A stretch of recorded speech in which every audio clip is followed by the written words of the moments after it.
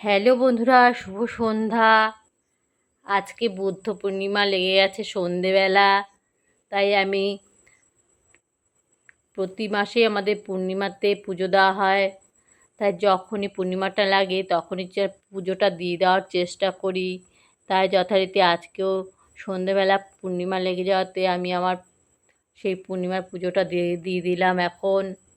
তাই তোমাদের সঙ্গে আমি একটু শেয়ার করতে চাইলাম, তাই শেয়ার করতে চলে এলাম।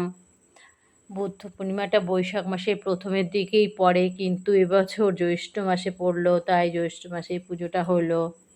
বুদ্ধ পূর্ণিমা উপলক্ষে অনেক জায়গায় অনেক অনুষ্ঠান হয়। আমাদের বাড়ির পাশেও একটা নতুন বাড়ি হয়েছে।